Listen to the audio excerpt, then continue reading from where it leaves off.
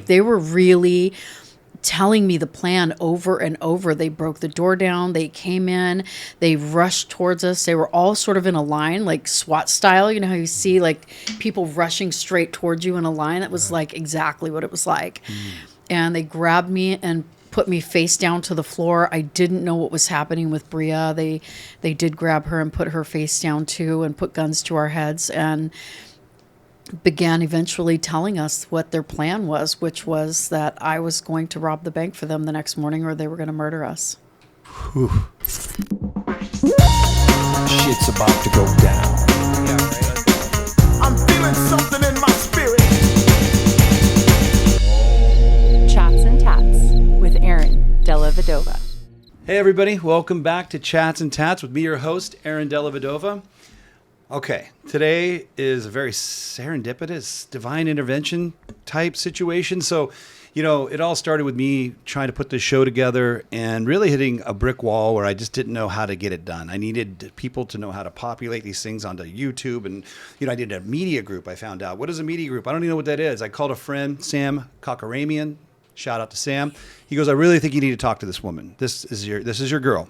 And I met her and instantly fell in love. We're so compatible on a spiritual level. We're both fans of Ram Dass. We both have read many spiritual books of the same nature, of the same titles. And it was great. It was the reason we're here today, the reason I'm doing the show. If I hadn't met her, I don't know if I'd be here. So it was like an angel was sent to me or something. And that's special enough. But then as I got to know her better, working with her on the show, I got to hear a little bit about her story. And as I learned it, I was like, it's an insane story. One of the craziest I've ever heard, one of the most beautiful I've ever heard. And it became apparent that even though she's running this show behind these cameras, you don't see her. She's back there on all these episodes. Today, she's going to be in front of the camera to meet you all. So without further ado, I want to introduce you all to my good friend, Michelle Renee. Hello. Hello. Thank you so much. I love that you said that it's a beautiful story. I love that you said that. Well, it is. I mean, you know, sometimes in life, these people show up at the right time with the right things that make that relationship compatible and work. And that's what happened to us in a very distinctive way. Yeah. Like so much so that, yeah, I mean, it makes me think of God and spirits and angels. Like, how is it at that moment, right? That very week where I was just ready to just throw in the towel on the show, and then you walked through the door. And then I don't know how it came up. I mentioned meeting Ram Dass in Hawaii, and you got tears in your eyes, which gosh. I get tears in my eyes when I talk about that event, you know. And when we both teared up and I looked at you, I'm like, oh, this is her. This is the one, you know.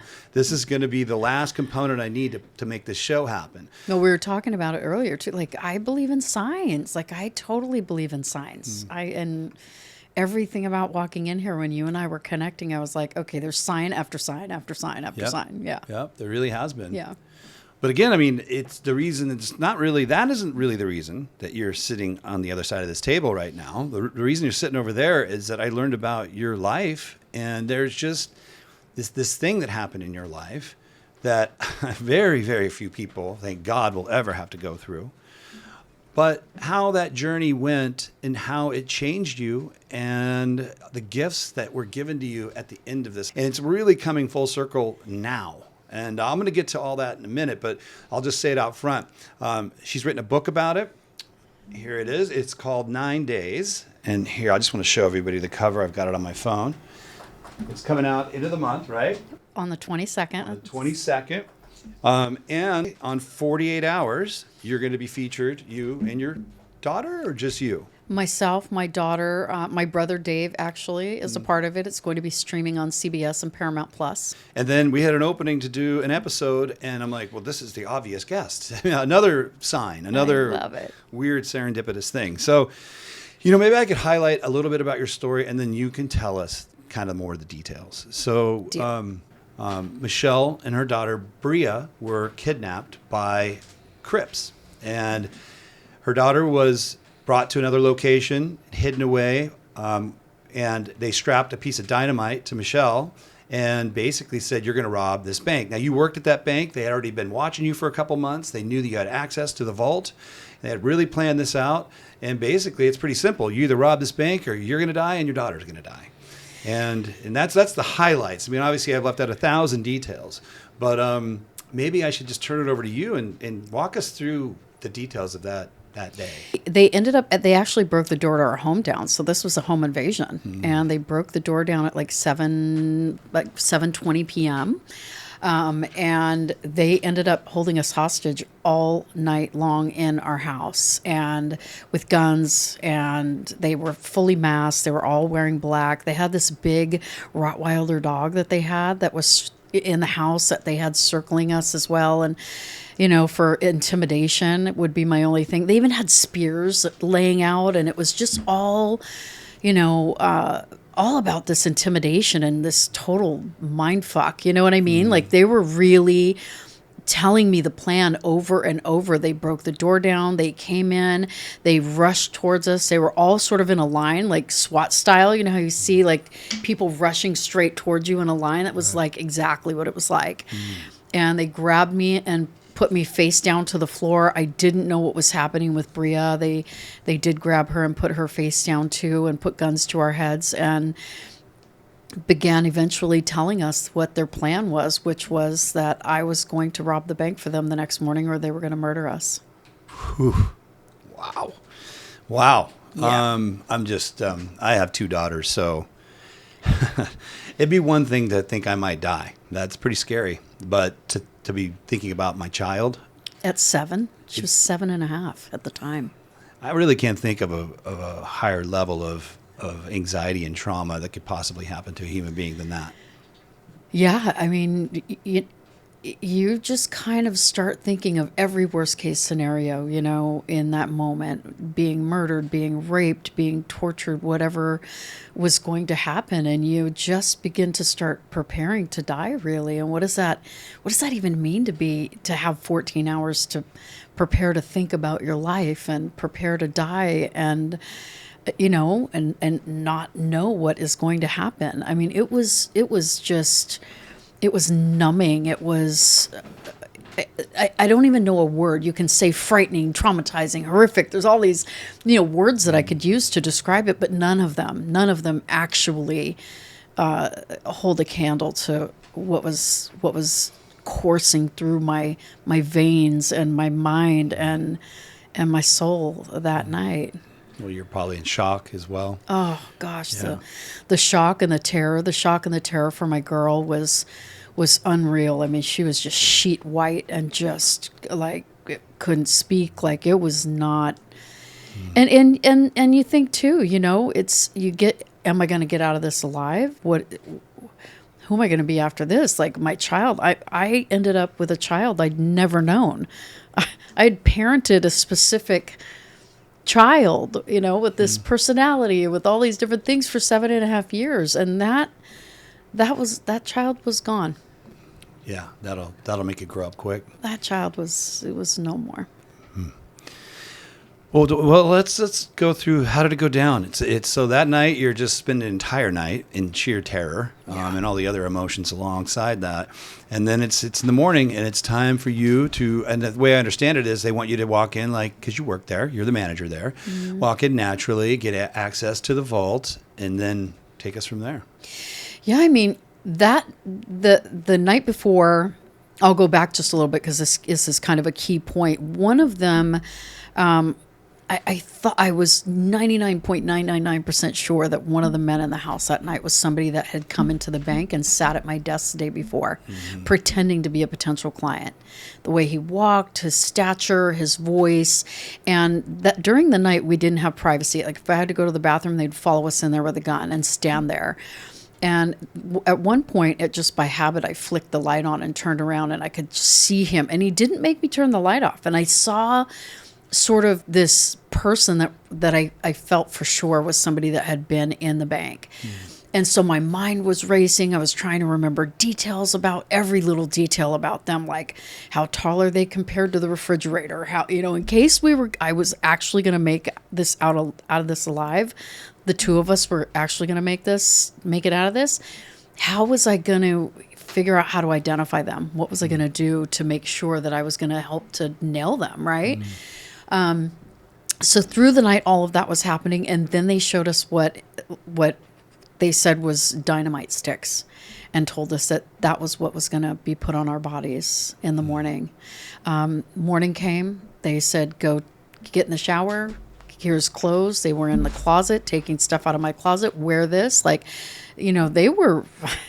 For being, you think of Crips or whatever, these guys were pretty sophisticated in a lot of ways. They were unsophisticated in a lot of other ways that we'll get to, but they were sophisticated in a lot of ways. This was very, very premeditated. This was very planned out.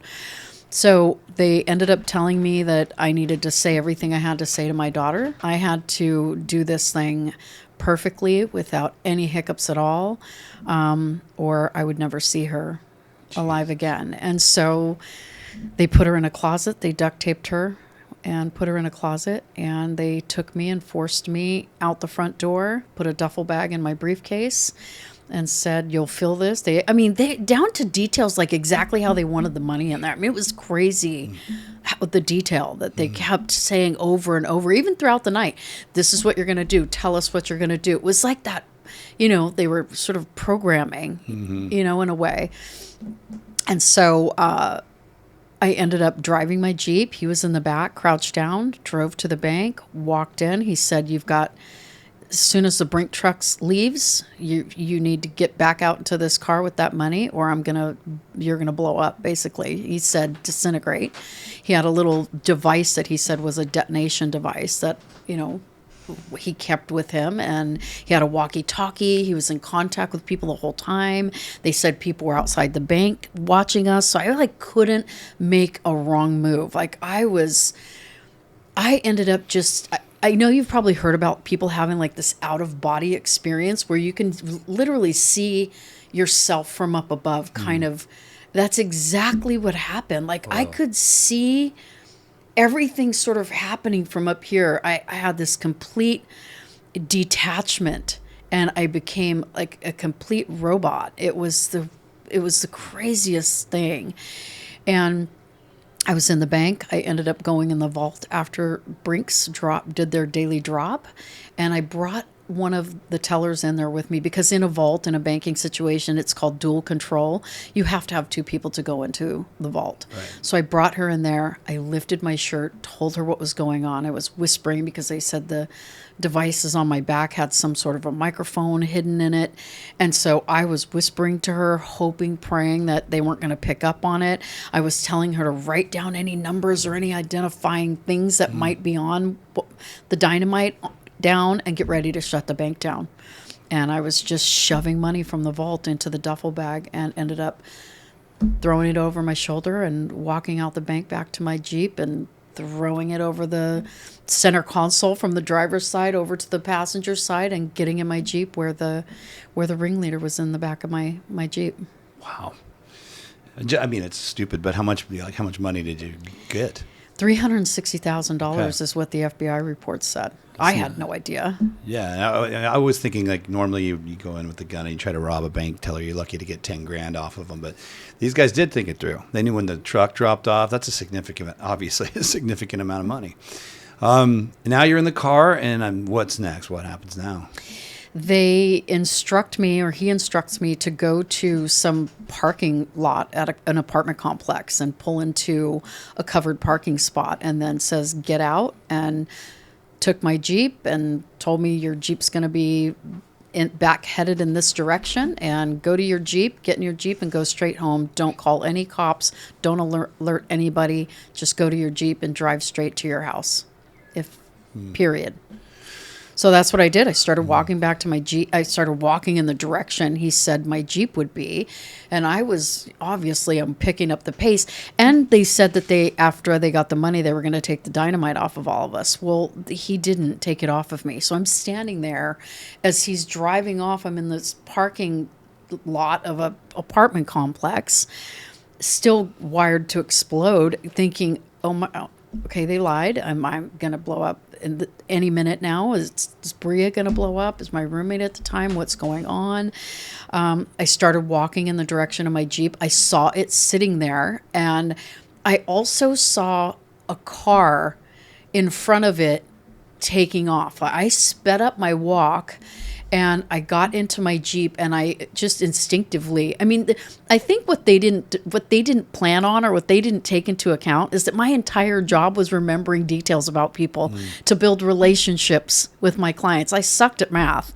I wasn't a banker because I had math skills. Right. I was a successful banker because I had relationship skills. I'm very good at details.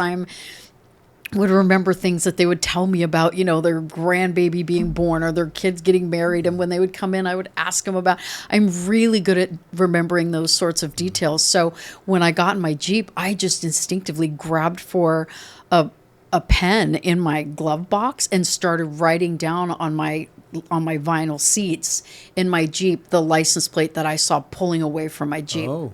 And the car, which was like a Z28, I think it was. So I think it was like a Z28, I think.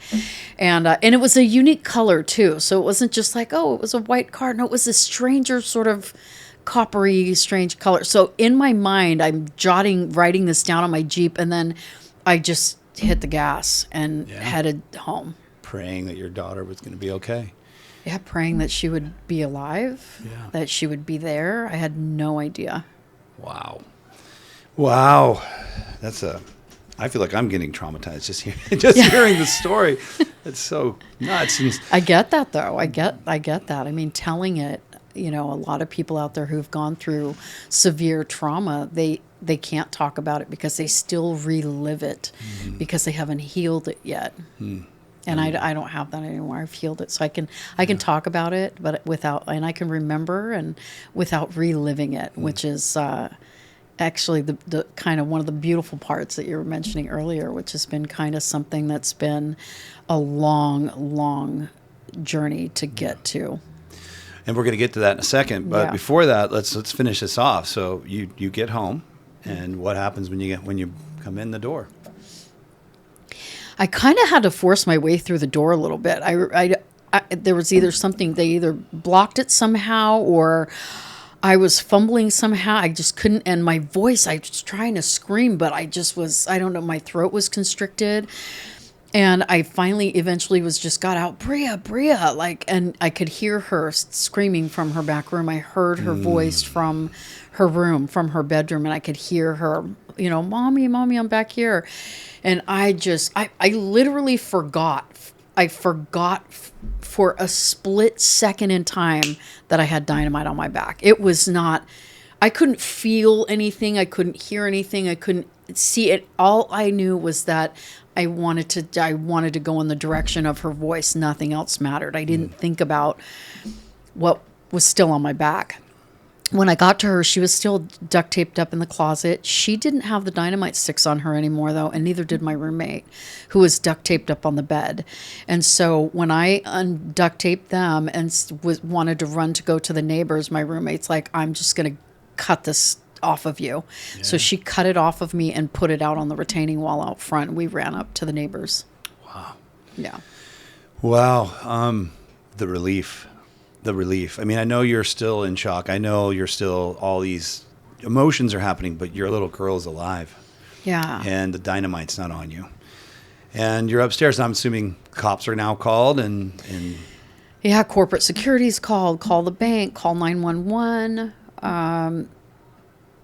Just the scene, the scene of looking down, because our neighbor lived way up. I mean, we had to run up this huge steep hill and get through his gate, and we're pushing the little thing, going, help. And he finally, opens the gate, and it's creaking open. And we get up to the top, and his backyard overlooked down below was our entire, where we lived, which was this rural property. I think we lived on like 3 or 4 acres, and it overlooked our property, and you could just see the scene happening, like everybody arriving, the news crews, the tape happening, the police, the FBI, the bomb squad. It was just all of a sudden, you could see it all start sort of happening down below. And eventually they came up to the neighbor's house pretty quickly, actually, and the FBI was there, detectives, everybody was swarming around us, and they immediately separated us, which was, again, super traumatic. Like, right. What just happened to me and my girl? And You're gonna take her from me? You're going to take her, you're going to literally rip her from the side of my leg. This traumatized child. Yes, this traumatized child. Exactly. That's what happened. And they took her into another room, and it was... Because, I mean, I know enough about this stuff to know that you're a suspect right now. Right? I'm assuming, right? They just show up, they got stories being told to them, and they don't give a shit about these stories. In hindsight, yes. But in that moment... You just figured they knew we're the victims. How? Why are you treating us like victims? Right. What's going on? I still didn't pick up on... I didn't pick up on the fact that I was a suspect for the longest... This is how naive I was. And I think people that are out there that are going through this kind of stuff that are just innocent victims, it is nowhere on my radar, of course, that anybody could ever possibly suspect I would do anything like this, right? I mean, it was just never even an inkling of a thought for me. And I was just like, why aren't you out there finding them? Like, I told you I thought the guy was somebody at my desk. Go get the business card that he left there. Go, what are you doing? Like, go get them. Why are you here torturing me and separating me from my child? Like, what is wrong with you people? It was that. Like, it just didn't even dawn on me that I could ever be a suspect. Wow. So this is moving us towards, your first event of major trauma is what we just talked about, but now there's a secondary trauma that you're not even aware of at the moment, but you are now going through another level of trauma, which is separation from your daughter again, being treated like a suspect. I would assume you went to a police station, you were locked in a room, you were probably interrogated by the police separately from your daughter for hours on end. Am I right about some of this? Yeah, so that night they sent us literally a ripped piece of paper with an address on it and keys to a rental car that my employer had rented for me because my Jeep was now evidence. I couldn't drive my Jeep. I couldn't ever go. We never went back to that house. So we drove to a hotel alone. And in my mind, I'm like, why aren't you guys sending protection? These guys are still out there. Like, you're just sending us alone to I mean, it was a decent hotel with a security gate and everything, but still, I mean, we were just a complete wreck. I mean, I remember pulling over so afraid that they were going to like come ambush us again out of nowhere, still following us somehow. Like all the things, all the trauma, the PTSD, everything was happening, right? You could still hear them, smell them, like hear the sounds. Like it was all just happening in the mind, right? Torturing the psyche. So they ended up coming and questioning me at the hotel. Then they ended up taking me down to, they ended up taking us to supposedly review evidence, is what I was told. But when I got there, it was not that at all. It was a room being interrogated, asking me the most ridiculously inappropriate, irrelevant, disturbing questions that, I just didn't understand. But it was in that moment that I realized I was a suspect. Wow. I don't know. I mean, how do I say this? I mean, I guess that's what they have to do, I guess, because they probably, these guys have had it where the person claiming all this stuff was the person had done it, As my son's a police officer, and they've been bullshitted by so many people that I'm sure they get that hard shell where they're just like, yeah, lady. Yeah. And then they got to do what they got to do. But that doesn't help your situation. Makes it quite a bit worse. I mean, I get it now. They had to rule me out. Right. I get it. I don't think that, I don't think their tactics and the way that they went about ruling me out was the best. I think they could have handled that much, much, much, much differently and much less harsh. For somebody who'd already gone through everything that we had already gone through. I mean, we were living out of a hotel. We didn't have a car. I lost my career. My child was in shambles, hiding on the floorboard of the car and in the corner in the hotel room and wetting herself. And like, I was in hell, not only my own personal trauma, but as a parent dealing with my child's trauma and everything that was it was insane. And for them to not have compassion for that compassion for where we were in that moment in time after such a devastating trauma in our life was really heartbreaking to learn that that's what goes on, in the so-called justice system. But it's actually not called it's not called the justice system. It's called the criminal justice system. Like, think about that. It's You're the already a criminal criminal. justice system, Right. which means they favor. I learned that they do. It kind of is set up a little bit in a lot of instances that they favor the criminal. Yeah, they just assume everyone is a criminal. Yeah. And until proven innocent, right? Which kind of brings us to, so that's like... Which I was proven innocent, which Well- they finally said, okay, we know you're not involved. We're doing our job. We believe you. At that point, I was just like, just fuck Thanks. off. You know what I mean? Yeah. I just didn't even, at that point, I was so numb to everything that I was just like, you know what? You don't need to apologize. I can't even feel anything anymore. So there's phase 1 trauma, the event. Phase 2, this interrogation from the police department. Now you're through that, but there's a third phase of trauma, which is now.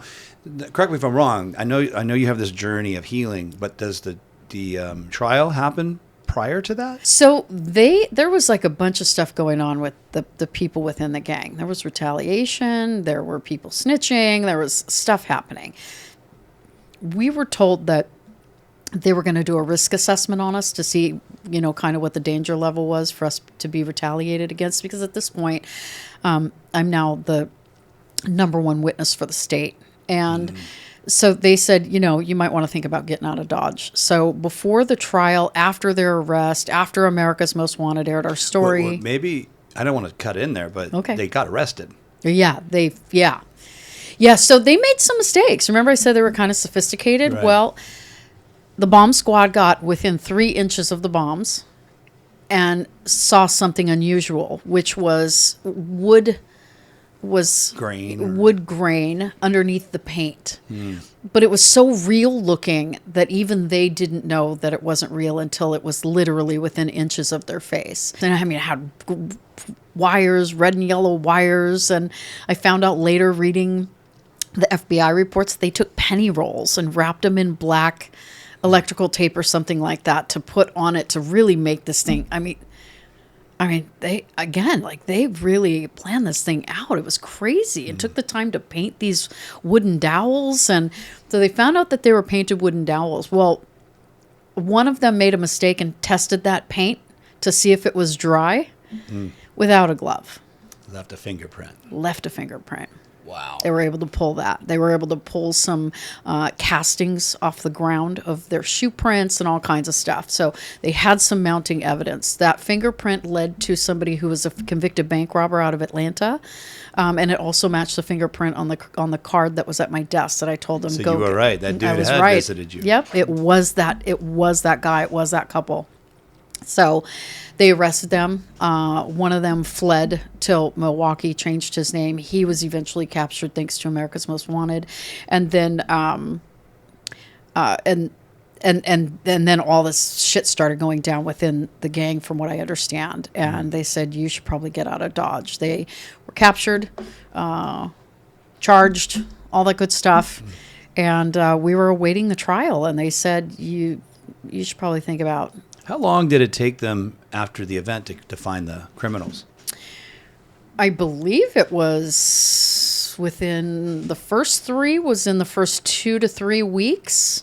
Pretty quick. Yeah, pretty Probably quick. not quick enough for you, but Oh God, no! I mean, the couple they swarmed at a stoplight. The other guy was in a hotel in Paris, California, and then the guy in Milwaukee.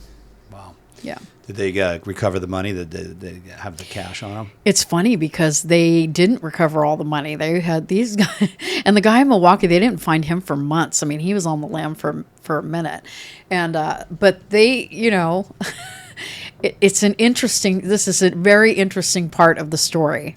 Okay. The ringleader and his girlfriend had gone to Atlanta for some court case or something that they were doing back there. Well, while they were gone, they got a phone call from the person that they left the safe with that they trusted, saying the safe had been stolen.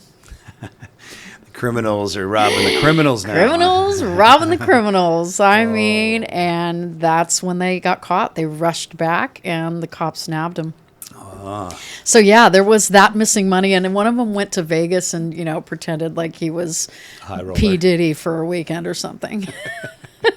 The things you think to do when you get a few bucks in your pocket. I mean, yeah. Well, whatever on the money. They got some of it, but a lot of it probably just went like dust in the wind to whoever took it, and then they probably had their shenanigans with it, and whatever. So now they're telling you, look, get out of town. It may not be safe, and the trial is coming, but it's a ways out. So what happens then? I mean, this is, by the way, everybody, this is sort of we're starting on the basis of your book now. Right. Now. Which is about, it starts here, right? The book really starts here. It's the title of the book is 9 Days. Mm-hmm. I ended up, where do you uproot your life and go and be in this state, number one, in the state of mind. But, going away from, I lived in San Diego my entire life almost since I was 8 years old. I mean, this is where I grew up. This is my city. Like, this is, I love San Diego, and I just didn't know what to do or where to go. But Breea's grandma was living in Alaska near her daughter, so Breea's auntie was there too. And I just called her and said, can we just fly up there and drop Breea off for a few days, at least get her to safety and get her settled in up there so that she's safe, and then I will just come back and figure out what to do from here and get her out of all of this, right? Well, while I was there, and you and I were talking earlier, I've always been really, really spiritual, even from a really young age during the trauma of growing up in a violent home. I always found myself like out in nature alone, just getting away from the noise, just being with my thoughts and being out in nature. It's always been sort of my church, if you will, Yeah. And so I'm up there in Alaska. The 4 days I'm there, Judy, Breea's grandma, she's like, let's get out and go look at some glaciers and, do some fun things. And at the time, it was like the first time we were away from everything that was back in San Diego. Mm-hmm. And I was like, oh my God, yes, that sounds amazing. So we go to the Matanuska glaciers up there in Anchorage, up by Anchorage. And I'm out there, we're trekking across these glaciers and going in these cool ice caves that, like, if you haven't been to Alaska, you have to go to Alaska in the spring and summer. I mean, it's stunning. The colors of these ice caves out in the glaciers and just everything about it is really, really stunning. And I'm out there walking around, and I get like a God download. I don't know what you want to call it. You can call it the universe, divine, intervention, whatever you want to call it. I mean, I was just got this download, and it was almost like this telepathic sort of communication that was telling me to walk away from the group that I was with, my family, Breea and her grandma and her cousins and her aunt and uncle. And here I am, like, I could slip and die. Like, what do you mean? So I end up walking away from this group. I end up on this little peak that overlooked this glacial lake that was insanely beautiful, a color I've never seen. And this message just keeps coming. Go back and give away all of your stuff and drive back up here.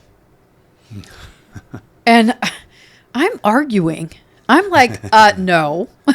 not going back there. No, definitely not. Definitely not going to drive up here alone. I'm afraid of my own shadow. What are you talking about?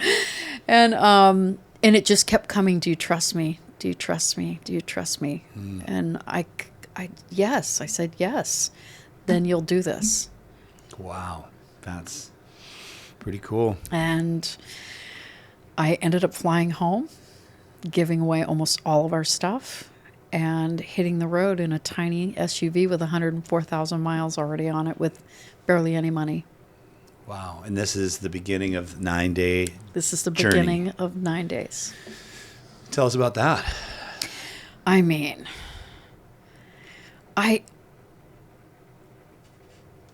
was so freaked out that I was actually doing this, right? I mean, I got in the car. I'm behind. I wasn't 4 blocks from my place, and I was already trying to talk myself into turning around. Like, and then I go to get on the freeway, and I'm on the on-ramp, and I'm still talking myself out, trying to go, what are you doing? Like, this is nuts. Are you crazy? Like, how are you even going to make it? What if? I mean, the what ifs were just stacking up, right? And I just gripped the wheel and just, I feel like when it's not a decision that you're making, it wasn't just a choice. It wasn't just like, oh, I'm going to go do this, road tripping. It was an absolute calling that gripped my soul. Wow. That I didn't even understand yet. I did not understand why I was being asked or called or guided to do this, like at all. Like at all. And I was just saying yes to whatever that was, whatever was going to be revealed on this journey to Eagle River, Alaska, that I didn't have any clue about yet. I was just saying yes to going through that opening, that door that had opened for me, and that message that was telling me, just trust me. I think anybody listening could find a moment like that in their lives. It's usually when something really great happens, and it's usually very terrifying. It could be a job, it could be a divorce, it could be a marriage, it could be deciding to have a family. And in your case, it's a bit more extreme, I think. But, leaning in regardless of the fear, regardless of the unknown. We humans, we love knowing. We like to feel secure. But the reality is, this world, this reality we're in, none of us really know what's going to happen tomorrow. It could be our last day, any of us today. So coming to terms with that and just moving forward anyways is a journey we all wrestle with. But this, again, I think is a really extreme version of it. And I think I know the next part of this story and the gifts that come from it. You've told me, but I don't think any of those would have, shown up if you hadn't just done that and said, screw the fear. Intuition's the name. I'm going to follow the voice, my gut, my heart, and I'm just going to go. And I have no idea what's going to happen, but this is what it feels right. And that's kudos to you for having the courage to do that. Well, it was interesting because all my life, growing up the way me and my siblings and my family, the way we grew up was extremely difficult. And I had been running from everything my whole life. I'd been running from my past my whole life. This was the first time I was running towards something instead of away from something. And that's I feel like that's a really important piece of this, because when we're running away from everything, there's no possible way for us to ever know and be our authentic selves. True. You know what I mean? Yeah. So when we're finally going, okay, I'm going to run towards this truth, this voice, this healing, this positivity. I'm going to run towards whatever this is that's calling me towards something, whether that's most of the time it's like completely unknown, but you have a sense in these types of situations that I don't know what the outcome's going to be, but if I do this and I run towards this direction instead of running in the opposite direction like I've always done, something incredible is about to happen.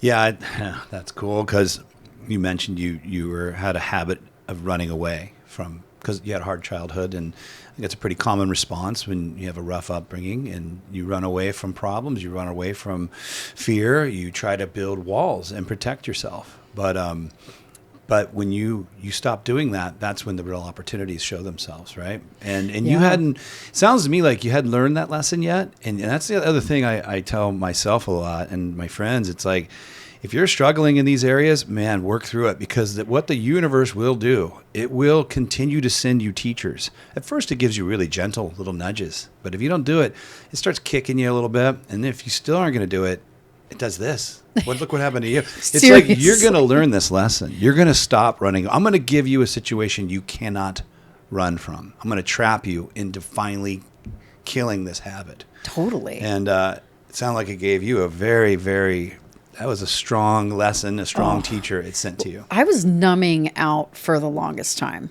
I mean, I was running, I was numbing, I was all of those things. I mean, growing up, I mean, I guess the first time I ever smoked weed, I think I was 11, and that led to me doing all kinds of other drugs and getting into this crazy sex, drugs, and rock and roll lifestyle for a while. And, I was numbing out. And then even after I stopped doing that and I got into this professional career, I mean, I was putting on a business suit every day, which was totally a mask.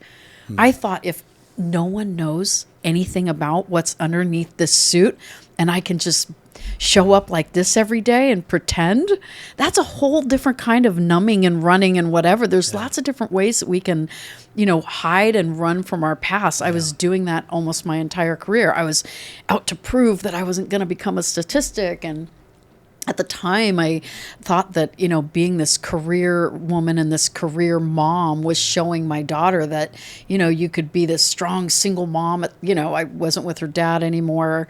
And it was coming to the point where you understand, like, I'm stripping off all the masks. I'm not going to numb myself out anymore.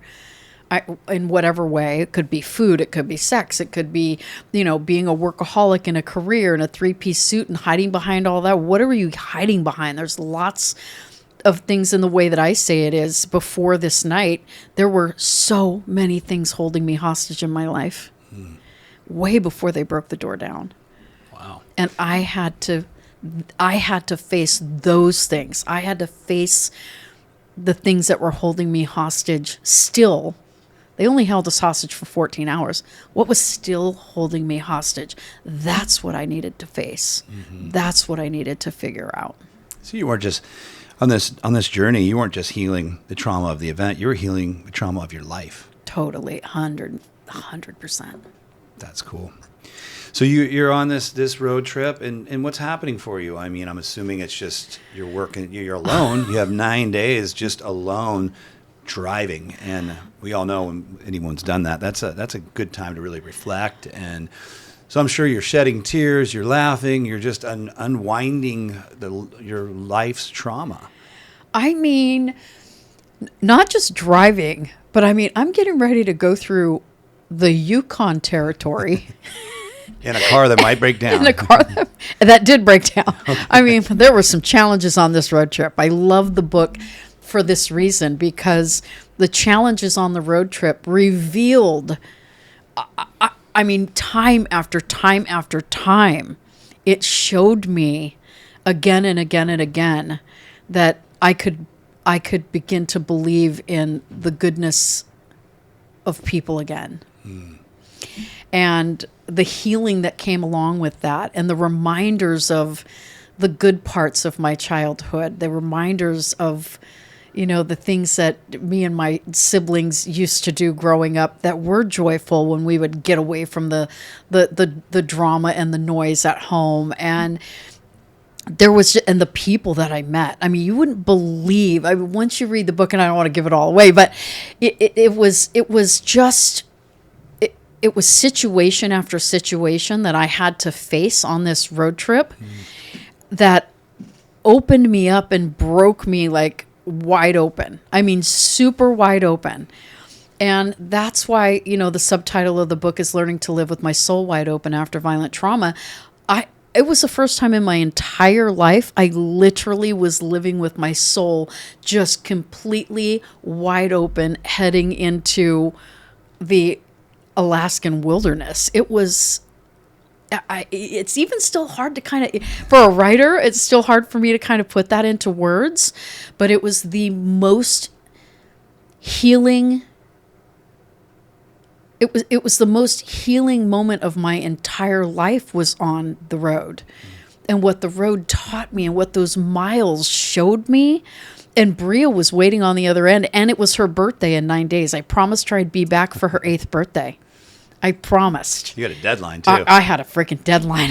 You couldn't just camp out with some friends you made it along the way or nothing. Nope. You had to get there. I had to get there. I mean, good thing I'm deadline oriented, man. I was like, okay, well, especially after that, you're not going to miss your daughter's birthday. No, That's one birthday you're going to Talk about another trauma. I couldn't do that to her. Yeah, so I had to be there for the birthday.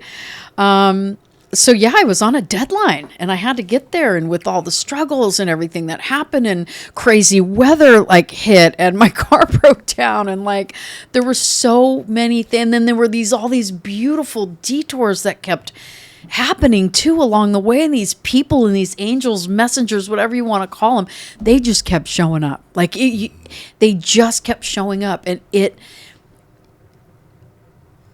revealed to me by the end of that road trip, I finally was getting to know the person that I'd never even met or known before my entire life, and that was myself. Your authentic self. My authentic self. All the masks ripped off.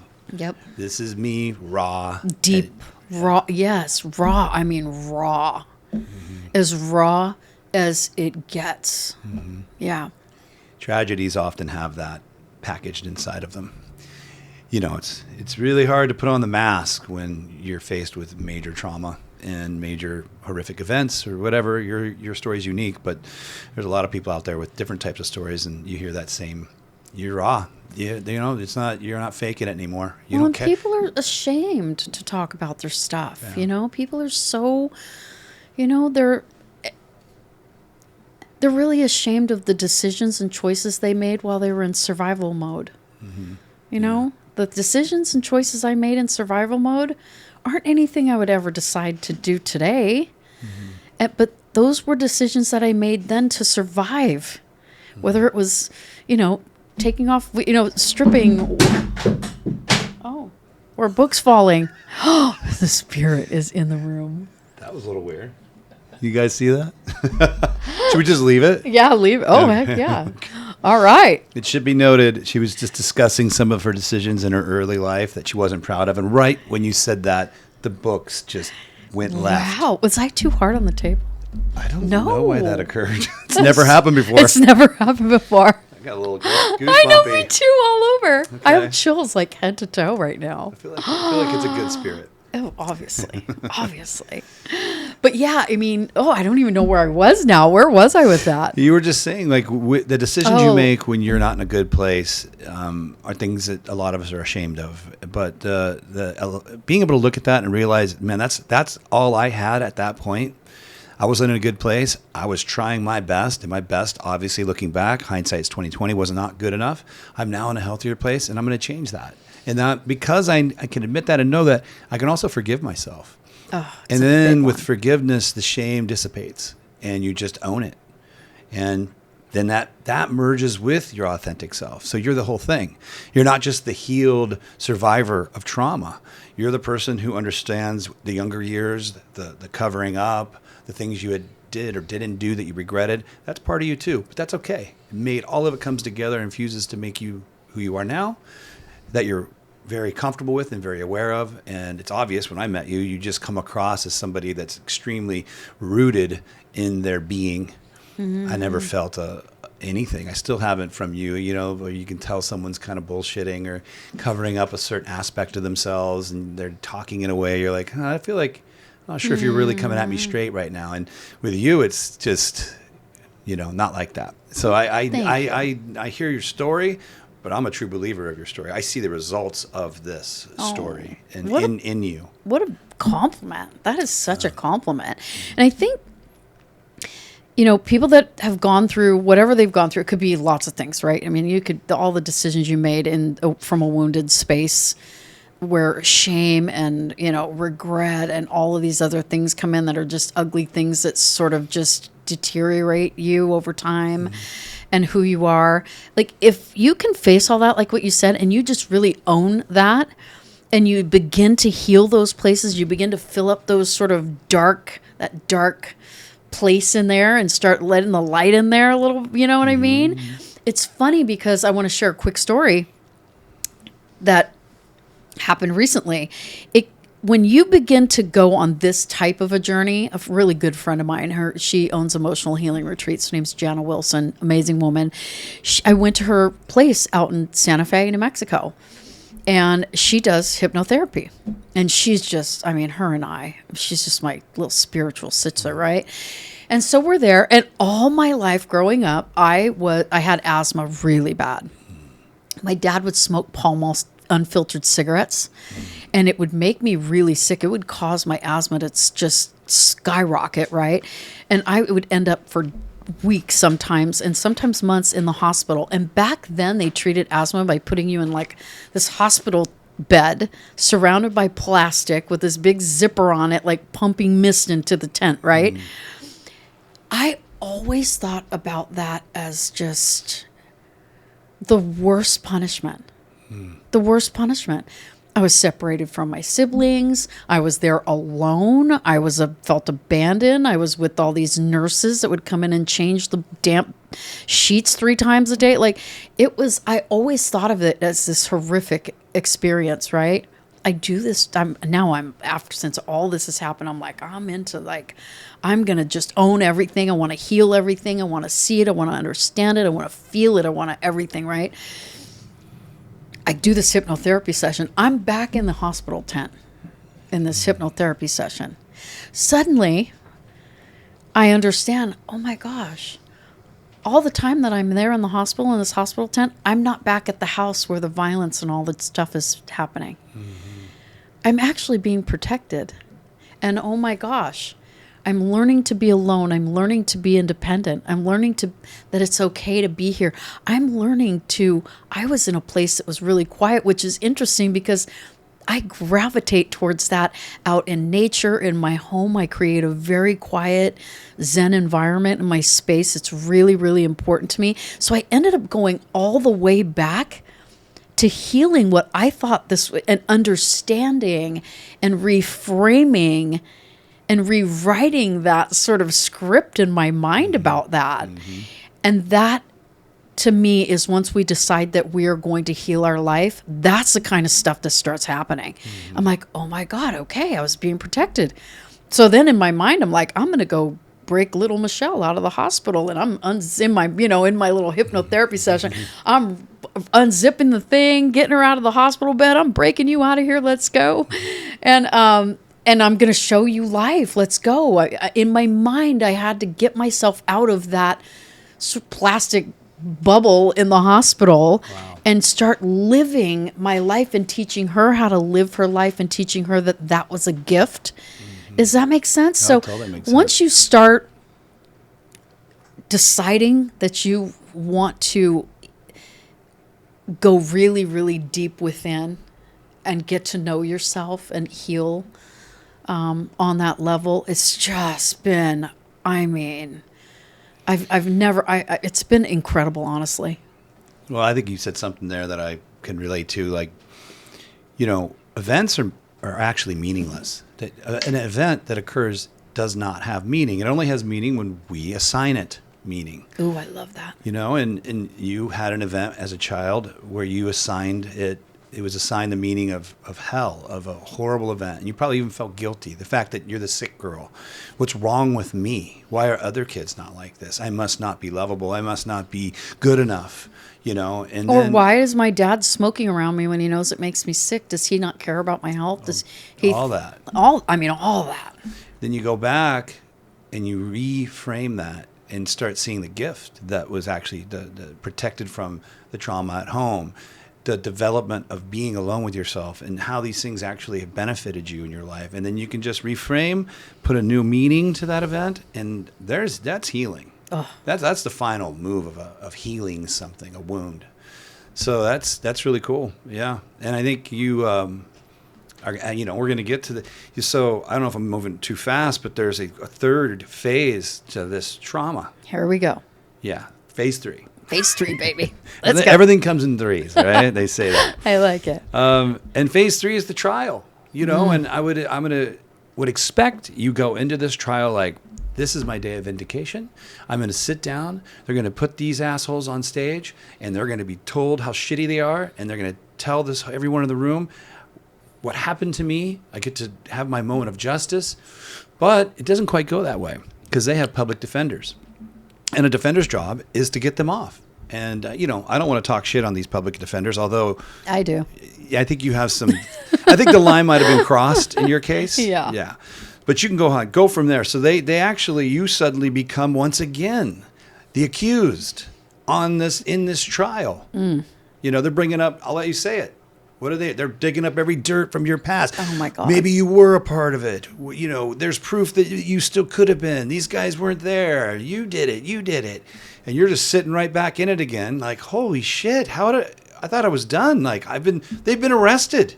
This is just a formality, but it wasn't. And there's a mountain of evidence that they found in their trunk, like the bank money wrappers and the masks and the guns and the stuff they stole from the house with my name on it was in their trunk. What more do you need? What more do you need? Talk about blindsided. Mm-hmm. I was blindsided by this. I was in a grocery store. And I wasn't allowed to be there during opening statements in the court because I was, a witness for the state. I wasn't allowed to be in the court. But my brother Dave, he was like Johnny on the spot. Like he was there for every second of every proceeding of everything. He did not miss a second of any of it. And he knew what was coming, but he didn't know how to tell me. And I found out on my own little before he figured it out. I was in a grocery store and saw a headline that said bank manager's role in heist in question. God. Holy crap. Gosh. Frozen in the Vons. God. Yeah. God. Frozen at Vons. Yeah, everything stopped. Everything stopped. Like it was like everything just closed in that moment and felt, I don't know, almost claustrophobic. I kind of lost track of where I was or anything for a minute. It was this crazy feeling. It was like all of a sudden everything just went whoo again. And I just left the store. I just left. I didn't get any groceries. I didn't anything. I actually grabbed one of the newspapers and just left, and I forgot to pay for it. Like I'm like, oh great, now I'm robbing Vons. So I ran out to go back to the hotel that we were staying in for the trial that they put us up in. I'm showing Dave. I'm like, how is this possible? How is this possible? He's like, oh my God. So he tells me everything that happened in opening statements and what they had planned to do in court or say in court or claim in court on in the name of getting these people back out on the streets. Like, are you kidding me? So the defense attorney actually came up with this thing that I met the ringleader in a grocery store, recruited him. You recruited the Crip. I recruited the Crip at a grocery store. This was the big story. And that we were having an affair. And that I was the ringleader and that I came up with all of this. The entire plan, this was all me. Oh, my God. Yeah, it just seems ridiculous saying it right here, right now. Come on. But there it is. You're in court. They're defaming your name. They're bringing up anything you have ever done in your everything. Any bounce check, bankruptcy because of my divorce. Right. Someone in my family literally stole my identity and ran me thousands and thousands of dollars into debt. And I filed bankruptcy after my divorce and just I needed to start over. I needed a fresh start. I couldn't take all of that on myself. I actually tried for months and months to pay it off, and they said, "Well, you have to arrest us. You have to file. What did they say? We have to arrest this person. We have to charge them, or you incur the debt." And I'm like, "Oh my God, I just didn't have the heart to arrest this person. This was someone in my family." And I was like, "Oh my God, I can't do that. I just couldn't do it."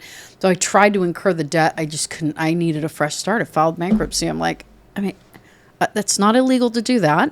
Mm-hmm. They brought up my past as a stripper. They brought up everything. They brought up my marriage. They were asking me about my dating life. They were asking me the craziest questions. And the defense attorney, he was this huge sort of this slob-looking big man that was just bellowing, and like he was just like flailing his arms, and it was really loud, and it was like theatrical, and I was just could not believe this was actually happening. And 3 of the 4 confessed, but the jury didn't hear the confessions. They threw them out. Why? I mean, in my head, I was like, they had to have cut a deal. Something's going on that I don't know about, that I'm probably never going to know about. This is absolute bullshit. How is this even possible? And, I mean, the prosecution, you can't charge somebody without evidence showing that you have reason and cause for charging them with this crime, right? Right. That's not the same on the defense side. They didn't have a single shred of evidence or anything to back up a single claim they were saying in court about me. Nothing. There wasn't a phone record of us ever talking. There wasn't a photo of us ever together. They could just tell a There was story. nothing. It was just a completely fabricated, made up story to get this guy, because it's all they had. I mean, there was a mountain of evidence, and it's a tactic that they use often called dirtying the victim. It's a legitimate, known, well-known tactic. They dirty and discredit the victim and do everything they can to destroy your credibility. Even if that means bringing something up that happened, 15, 20 years ago, that has nothing to do with the crime or the case at all. It's completely irrelevant. Which I guess that's almost legal to do, bring up parts of your past, your bankruptcy and stuff, but to make up a completely fabricated story, that is illegal. It's A defense attorney cannot do that. They could be disbarred, lose their license. And I believe you had mentioned something has been revealed recently, or Yeah. what happened there with this guy? Yeah, I mean, he's the ringleader, has been up for parole a couple times. And this last time, the attorney who prosecuted the case, he called me, he's like, I'm showing up for this parole hearing. I'm going to ask him point blank, is everything you said about Michelle true? Was Michelle involved? Like, I'm point blank. She's like, I'm not holding my breath because you never know how it's going to go with this guy. And sure enough, he showed up at the parole hearing and said, was Michelle involved? And the guy said, everything I said in my testimony was a lie. She was not involved. She had nothing to do with it. She was just a victim. And they went on. I ended up getting the transcripts of that parole, and I sat back and read every bit of it. And the questions that they asked him, and they asked him, like, what was the worst part about what you did to them? What was the worst part about what you did to Michelle and to Breea? And at first it was nothing. At first he was like, something ridiculous. And one of the people on the parole call was like, really? That's the worst? You can't think of anything else worse? And then he said, yeah, well, I threatened to murder her child. I threatened to murder her if she didn't do this. I did this. I mean, he went into detail on what he did, and finally came clean and said, every single thing he said on the stand, every single thing his attorney said was all lies. Wow. Yeah.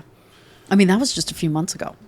Wow. That wasn't that long ago. So yeah, this 20-year journey, obviously it's kind of nice timing. Your book's coming out. You're on the 48 Hours episode.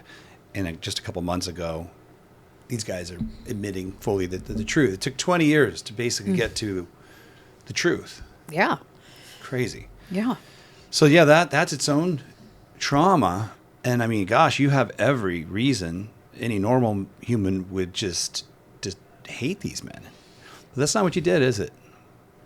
No, not even close. I mean, I could have crumbled. I could have hated them. I could have been bitter and resentful, and all of that would have been the example that I would have set for my daughter. And that was just not an option for me. So what did you do? After the trial and being in Alaska for a while, we came back and I started doing some events that were all not events around the message of nonviolence and healing for survivors. And in doing those events, I met these members of one of the bands that played at one of our gigs at House of Blues. And they said, we'd really like to do a music video on your story. And I said, only if it focuses on healing.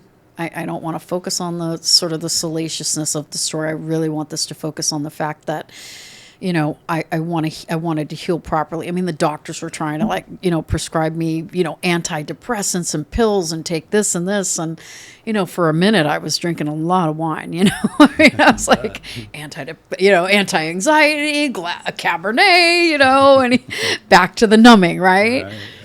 And I just said, no, I'm not going to do any of that. I'm going to do this right. I want to be a good example for my girl. And so the music video really centered around that. We took kickboxing classes. We got a kickboxing bag and put it out in the yard. We pinned like masks to the kickboxing bag and beat the crap out of it. Like, we worked our stuff out. We watched only comedies for like 30 days just so that we could sort of begin to hear our own laughter again. And just, there were so many things that I said, I need to do these things so that I can teach my girl how to do these things as she moves forward and through this as well, right? So during this video, at the very end, I said, I'd really like to write the one man that turned to me in the courtroom at the sentencing, the only one who showed any humility or remorse at all, who turned around and said, I'm sorry. I want to write him a letter. And I want him to know that I don't hate him. And I want him to know that I'm letting go of every bit of the negative attached to the situation. And I want him to know that I grew up the way that I did. And that I walked away from drugs. And that I was a runaway. And that we all make mistakes. And we all do things from a wounded place. But we don't have to stay stuck there. I'm not staying stuck there. I'm standing again. And I hope that someday you can too. I'm releasing all of this. And I don't see you as a monster at all anymore. And I wanted to teach my girl that was the right thing to do for me and hopefully for her, for us, right? And I wanted to be that example for her. And that for me just felt like freedom. Yeah, if you hold on to resentment, you're not hurting the person. You're just hurting yourself, right? So you did do it for your daughter, but I'll bet you realized partway through it was for you. Like, you weren't going to be whole again and free that feeling again until you could forgive, even something as heinous as that. And it took a while. We don't have to forgive right away, but no. You reached a point where you were ready to do that, and you did that. That's fucking huge. And I did it, I didn't just do it. I knew that it was time to release it completely. You meant it. I meant it. And at the very end of that video, I was dropping a letter into the mailbox and going, and I literally, the very end of the video, as I'm walking away from the mailbox going, it's done. What he does with it, that's up to him. But wasn't attached to the outcome. Right. At all. Like, there was zero attachment to the outcome. This wasn't about an outcome. Right. The outcome was already happening for me. It was putting that letter in the mailbox, and in that moment, I was just letting go of all of it, really. In terms of the negative, in terms of the, in terms of the trauma, in terms of thinking about them in a way that was just evil and dark, and that was just going to wreck both my and my daughter's lives. I just never wanted her to see that. I never wanted her. And she did. She saw it for a couple of years. I mean, the first couple of years were dark. I mean, really dark. I was not in a good place for a hot minute until I got great therapy, got out in nature, back up in Alaska, started doing so many things to just keep myself from losing the rest of my life to the dark forces that pull on you after something like this. So that letter, I think you told me, 8 years goes by. 8 years. Forgot about it. Like, legitimately, just totally forgot about it. And then what happens? During the pandemic, I wake up and I end up opening up my emails to an email that says, we're trying to reach Michelle Renee. We have a letter to send. And are you okay receiving it? And I was like, overnight that sucker right now. Like, I couldn't sleep. When's the mail coming? Like, what's going to happen? Yeah, I was just, there were so many emotions. I mean, was I excited? Was I nervous? What was it going to say? Was it going to, how was this, what was this going to be like? Like, could make things worse. Yeah. Could make things better. Again, it was like another beginning in a long line of beginnings. Like, this was like another beginning of something I didn't really know which direction this was going to go. So of course I'm calling my brother, I'm calling my family, my friends, I'm calling Breea. I'm like, I'm like, you want to be here to read it with me? She's like, yeah, of course. I'm like, okay, you need to be here. I won't open it. So we're literally, and at this point now I'm into doing videos and like all things with my camera. So I'm filming her going to the mailbox and getting it out of the mailbox and set up a tripod in the camera and us reading it on my couch together. I captured all of it. I mean, wow, 3 pages that showed up in the mail in this incredible handwriting that said, I destroyed and ripped your life apart, and you helped me to rebuild mine. Mm-hmm. Wow. You humanized me again. Wow. So this person, I think you had mentioned, had turned their life around in prison and was doing what? Since he received our letter, I guess that our letter to him sparked real hope and transformation and for him. And he ended up going into a non-denominational spiritual sort of self-help group that they have at San Quentin. And, in that environment, can you imagine being in that environment and trying to stay positive and do something positive? Right. He goes into the spiritual self-help group that just rocks his world. He ends up becoming one of the leaders of this group, helping other men, becoming a very spiritual man, and really wanting to become the man that could respond to us one day from a place of humbleness, from a place of wanting to make a true amends and really understanding. Even he said, the generational.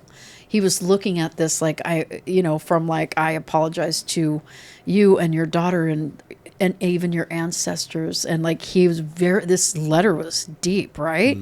And I was like, oh my God, he's like deep and spiritual. And this is so amazing. Like I didn't ever expect our letter to spark such an incredible transformation and now new journey and direction for him. Wow. And love and forgiveness is the only thing that can really do that. You look at our world and all our problems that we have, and nobody wants to give an inch, but somebody's got to make that first step. Somebody's got to be willing to say, it stops with me, Miguel Ruiz Jr., about the 2 wolves story from our previous episode. We all have those 2 wolves, the wolf of hatred and jealousy, the wolf of love and empathy and compassion. And which one wins the fight? And I liked what he said. It's not the one you feed. Mm-hmm. He goes, you feed them both, but I don't let them fight. Forgiveness. I think that's his way of saying. And for you have done that. You've helped the world. I mean, what good is it to you, your child, or him to hold on to hatred and not forgive him? And there's no benefit to anybody. No. And he could have told you to fuck off and continue to be a criminal in prison. That would have been his choice. You gave him the opportunity to change because he couldn't have changed without your forgiveness. I don't think. I think that was the spark, as you said. And I mean, to have done that is just amazing. I don't think many people would have had the courage to forgive someone who had done something like that to them. So I think that's inspirational, and I hope that message alone, out of everything you said today, goes out on this episode to people out there that maybe the trauma that someone has done to you is not quite as extreme, but it's all important. We need to find the people that have hurt us, and we need to forgive them. They don't have to accept that apology. It's irrelevant.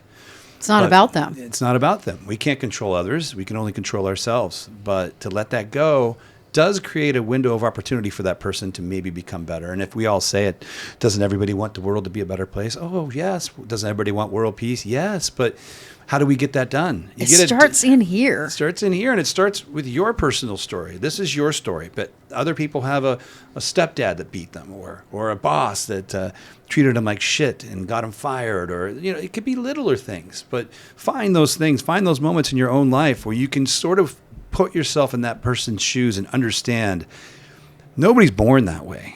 I was there for both my children's births. I've raised 2 girls. They're beautiful, perfect creatures. We all are when we start. Mm-hmm. Shit happens to some people. This guy that did this to you, I don't know his story, but I can almost guarantee you he grew up in a violent, poor, whatever the story is. And he was taught, this is what he was taught, So And your forgiveness allowed him to change his story and ended, at least in his family, it ended there. So he's not out of prison having a baby, raising a son or a daughter that's out there doing the shit he used to do. So in a way, you stopped one little channel of violence and bullshit that would have continued going on generationally, but it ended because of you and your daughter's ability to forgive. That's fucking great. I think that's what the world needs. So well, and you bring up a really good point, because when I was driving to Alaska, when I say that my soul was wide open, that was one of the things that kept.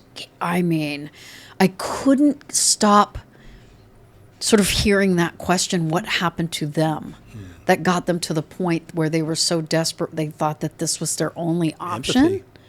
Like, what happened to them? I couldn't stop. I was really seriously I don't even know how long, for longer than I can even say.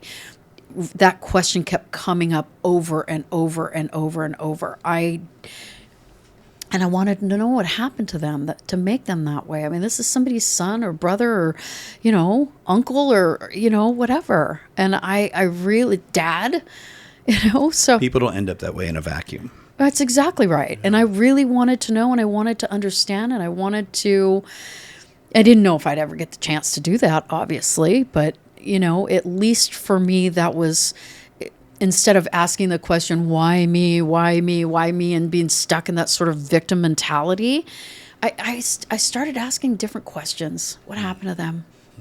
Empathy. Yeah. Empathy. Put yourself in the other's shoes. Yeah. It's easy to judge and think I would never do that.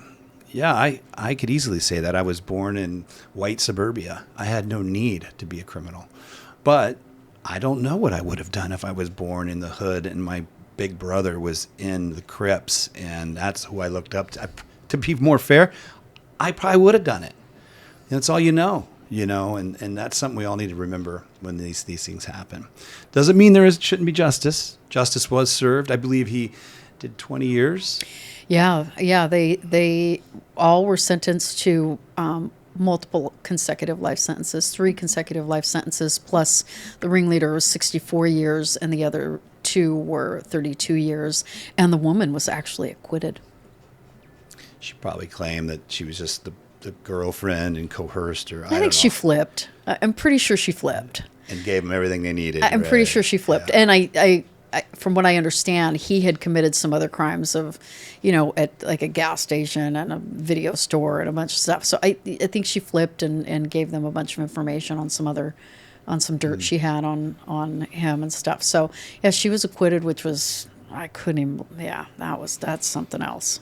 It's just one of But I'm all about karma, so. Karma, I mean, justice is always served. Always in some form. Yeah, it comes back. She'll get what's coming to her. Probably already has. I'm sure her life has been fantastic. But so then there's a parole hearing, and I think you had mentioned your daughter testified at this man's parole hearing. And we spent a lot of years sort of just, like I said, not forgetting about this, but just sort of deciding we're just going to live our life. I mean, we're just going to live our life. We're not going to stay stuck in this situation in our minds or anything like that. My daughter was in high school. She was a cheerleader. She ended up collapsing with a really rare form of multiple sclerosis called tumefactive MS. So we had some challenges there. I had to give up my career, take care of her for a few years. We went through some real struggles there for a little while. And then all of a sudden, we get notification that the parole hearing is coming up. We get this letter from him, and a lot of people are going to say, oh, is it the letter because it was in conjunction with the parole, right? It wasn't at all. They're not allowed to talk about victim offender dialogue or anything like that during a parole. That is not entered into the parole hearing whatsoever. So we, because obviously at first we're going to be a little skeptical, even though I was like, yes, I want to see the letter. Okay, when's his parole? Are these close together? Is this, I don't trust, obviously I don't trust the justice system completely, right? And so we had some questions, but those questions were satisfied. And when he finally did come up for parole, Breea, my daughter, was the one who decided that she was going to show up and actually speak in favor of his release.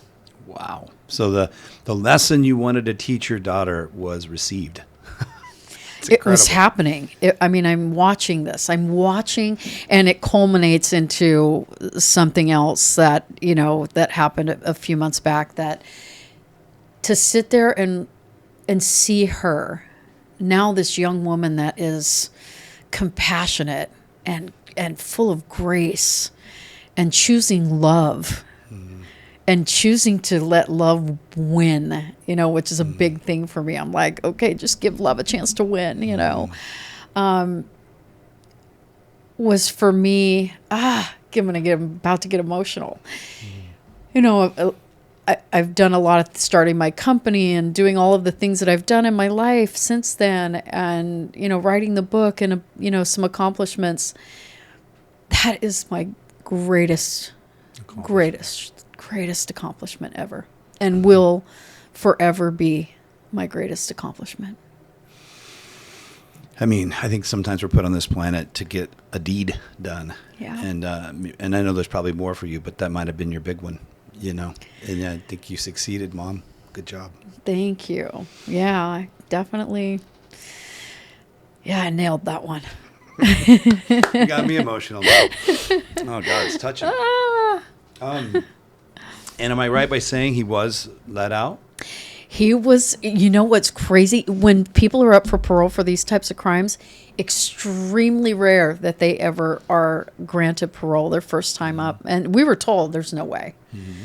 And he was. Wow. And I think Breea showing up and what she had to say was a big catalyst for that. And I don't want to, undermine the work that he did and the good work he did and in prison, and how hard he worked to become the man that they could actually find suitable to release. And he did so much hard work, and Breea got up and spoke, and he was released. And we ended up requesting a victim offender dialogue to have a chance to sit down and meet him for the first time since that night, face to face.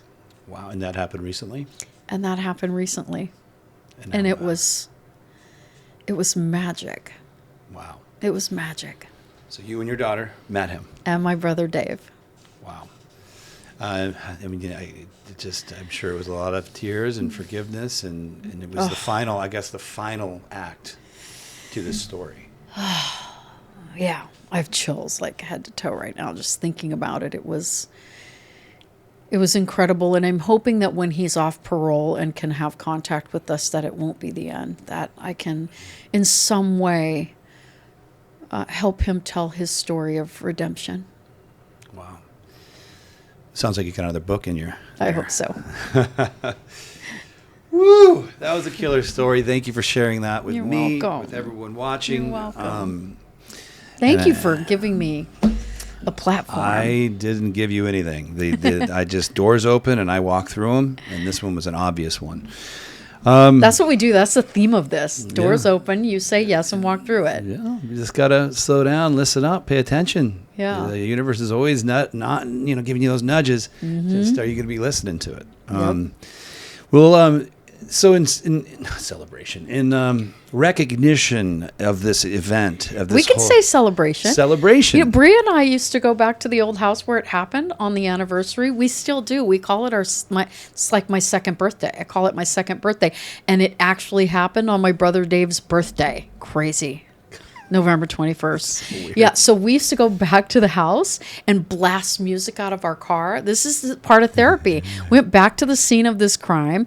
We loved living there every other day and night except for that one night. Why are we going to let that one night ruin every other memory? So we would go back there and crank music and dance outside the car. And again, you reframe that stuff. I'm just going to say that. Part of the healing process. Yeah, to go back to that spot and celebrate and change what it means, that visualization of that home in your mind. You don't want it to be in there forever as this hellish place. You want to reframe it back to, well, there was only really one day of that. There's all these other days of watching my daughter grow up and all the cool things we did there. Yeah. Well, that's cool. And so yes, we're celebrating We're going to Our celebrate. soul being broken wide open that day. And we're that gonna night. we're gonna celebrate this because this is Chats and Tats. I feel like a little demeaning saying the tattoo part. This story is so big, but it isn't diminishing the meaning.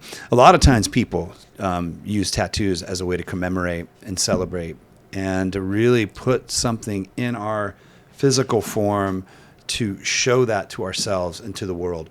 Meaningful tattoos. I often joke that, not all tattoos need to be meaningful, and a lot of them that I do are not. But I do love the meaningful ones, and this one certainly is. And so today, everybody, it's actually not Michelle that's getting a tattoo. Michelle's still meditating on her tattoo, and we're going to come up with something for her soon. But Breea, who is getting married soon, by the way, is going to get this tattoo today. Maybe you could speak to what it represents, and we'll show. You're going to see it in a minute. But what does it represent for your daughter?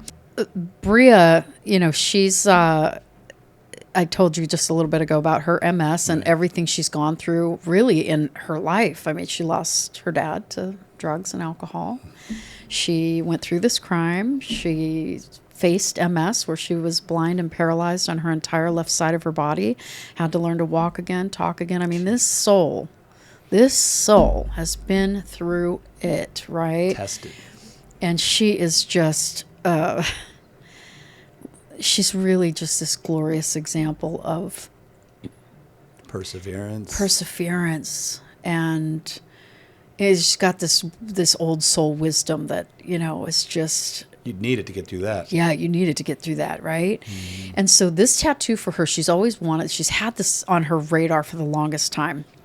And she already has a tattoo dedicated to her dad on her side. And I never really wanted a tattoo before. She came up to me on Mother's Day and said, all I want is this tattoo on our foot that matching tattoos on our foot that says, I'll stand by you, the song, I'll stand by you. Because when she went through her MS and was learning to walk again, and we were standing and learning to stand together again in different ways, right? It's a very metaphorical and, actual. But she wanted something that represented protection, and protection not only from, sort of the negative forces in the world, but protection from her MS. And so this tattoo for her, I think, really represents her path, and protection from all the negative forces. Even when challenging things happen to us, how do you protect yourself from those negative forces really taking over and taking you down and taking you out? And so this tattoo represents that protection from all of those negative forces, and from sort of the progression of the disease of MS in her life. Very cool. Very cool. And, talismans, they call them, they work. You could, if you find a stone on a hike on the right day, when the right thing happens, and you hold that thing and you tie it to a chain and put it around your neck, every time you touch that thing, it has a physical effect, and tattoos can do that too. So, I never thought about it like that ever. Oh, absolutely. She will know. Between her shoulder blades on her back is a tattoo that does this for her. And to think is to create, I have often been told. To think is to create. But we need reminders, It's without reminder, we don't need them, but they help. This is my wedding ring. I like every day I wake up, I see this thing hanging around my neck, and I'm forced to kind of remember, oh, yeah, I fucking have a rad wife. And that's just an easy one. Everyone's got a wedding ring that's married, but this is really great for her MS, to know in her skin, on her body, she has this tattoo that represents protection, and I suspect it will protect her. It will actually work. And I'm so excited. This is so we bless this tattoo today. Yes. Bless it. Yes. Very cool. Well, so today the style of art is I want to say kind of Eastern Buddhism type art. And I have a guy here at the shop that does a lot of this work. His name's Ryan Spencer.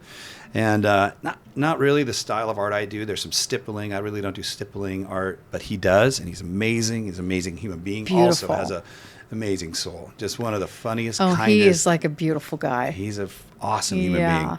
And when you mentioned what this was and in the type of art, everything, I was just like, Ryan. So I asked him if he would do it today. He's happy to do so. So I guess let's go. Let's go to the next phase of this. All right. So we're gonna head to the other side of the room. Yep. Breea's gonna get this new beautiful tattoo, and then when that's all over, we're gonna all sit down together. I think there was mention of of a whiskey. I have some crazy Japanese whiskey, a toast. I've never had Japanese whiskey. I'm a big tequila girl. I'm a fine spirit girl, so I'm really looking forward to my very first sip on my lips of Japanese whiskey. Well, that's going to happen today. Yes. So without further ado, we'll see you guys on the other side.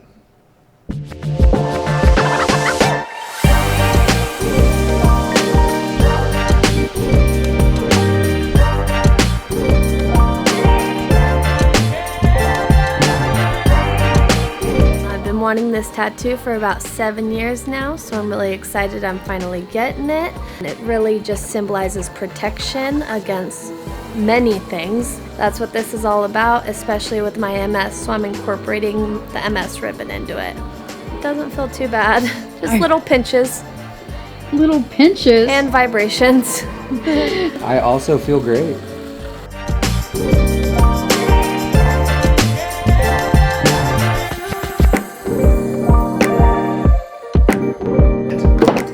Oh, I take your head. I put it on my shelf as a trophy.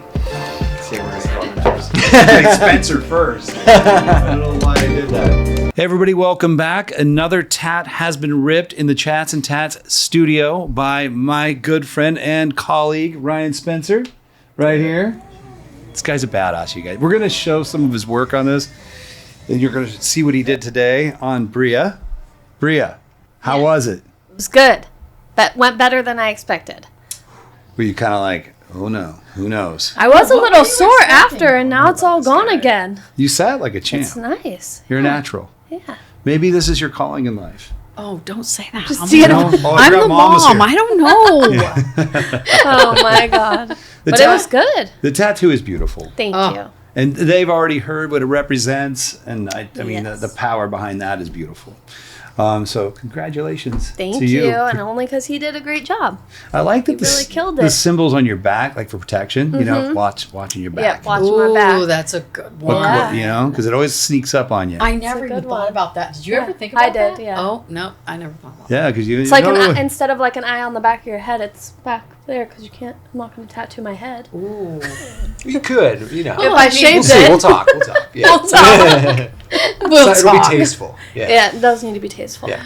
Well, that was. I mean, I just watched, but it was an amazing journey. I mean, I wasn't there for the whole journey, but the completion of the journey, which we talked about, and the fact that this tattoo was sort of bringing it all into focus. Of course, the 48 Hours episode book releasing on February 22nd. Yes. 222, your lucky number. Yes, my lucky number. All these things are happening for you and for this story and for the inspiration I know it will give many. And I want to say a special thanks to you for ripping a sick tat. Welcome. Yeah, my pleasure, dude. You killed Happy it. to be here. Yeah, super fun. A special thanks to you for being here and sharing your journey. A lot of people, it's one thing to go through it, but it's another thing to really share it with others. Yeah, I think of that's course. I'm honored to be on the show. well. Good, and that I got to be part of the tat part. I like it. It's gonna. Well, you've been dreaming about this tat for a long time. Yeah, like you've 7 had years. this vision and this sketch of this tattoo for how long? 7 years. 7 years. a little too long. I think you should have dropped it sooner, but the fact it happened now, I think. But hey, I waited this long because it was supposed to happen on the show. I agree. That's I what do think. agree. Yeah. Ooh, I'm going to cheers to that. All right, that's a toast moment. Yeah, I feel like that's a toast moment. A toast to that, What everybody. are we drinking? You've got to talk about Okay, this bottle. Let's have a Yes. sip first. Hey, we Okay. didn't touch Have a- glasses. Okay. Have a sip first. Sip, eye contact. Sip, eye Tap. contact, because tap. Oh, he does the tap. So many rules too. to Oh, toasting. man. Yeah. Yeah. Okay, we are Okay. drinking. Ooh. It's pretty. That is very smooth. It's very smooth. Oh, my goodness. That is dangerous. You could easily put that down like a nice fresh glass of iced Easily. tea. Yeah. Yeah. Refreshing. It's Refreshing. If Okay. you're drinking this, you can be careful. I'm going to say this, I hope right. Yamato, Japanese whiskey. This is the Mizunara cask. This was actually, I got to give a shout out to Joe Scram, a buddy that your buddy. My that you- buddy Joe. Yeah. Yeah. He was here for a guest spot, and I was out of town. Joe, I'm sorry I didn't get to see you, but the fact you left me this beautiful gold bottle of samurai whiskey from Japan, it's all coming together, my friend. Cheers to you.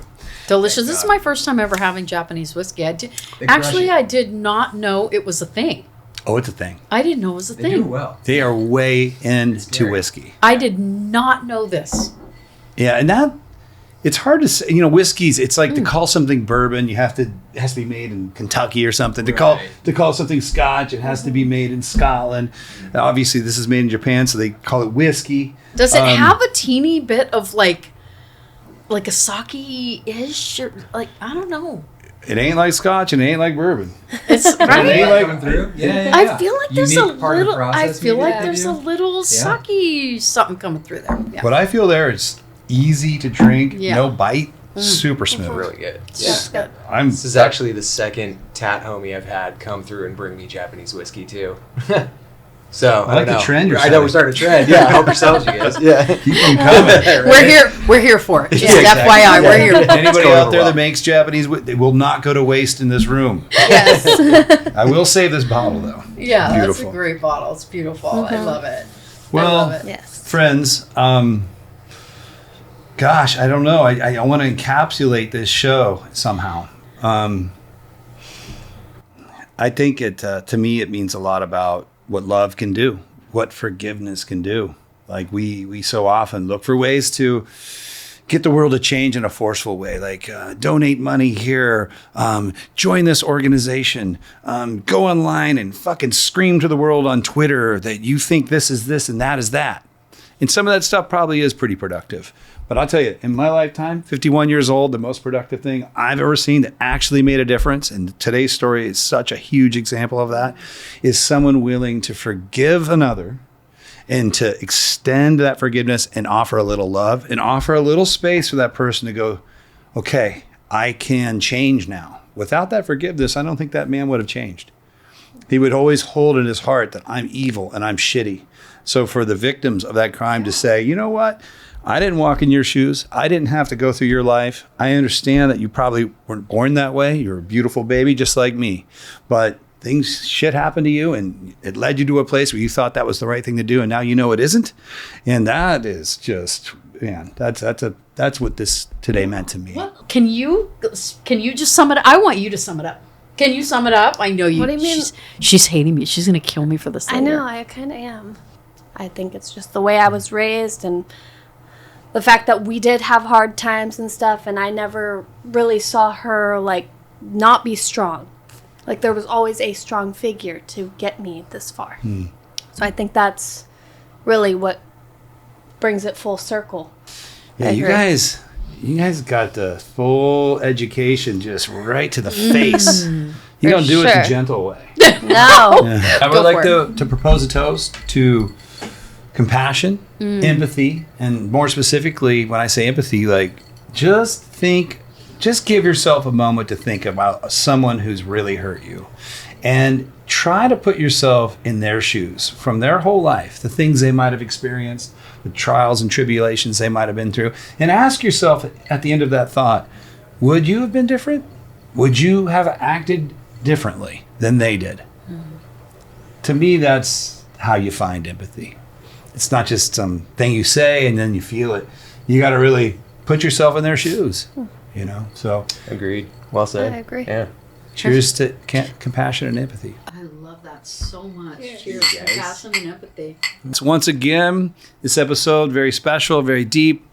This is the kind of stuff I like doing. Hopefully more to come.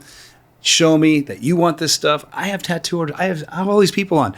I like this, but I like it all. But please give me some comments. Let me know what you think about this story and how it played out and what it means to you. And with that being said, I guess we'll catch you guys on the next show. Peace out. Peace out.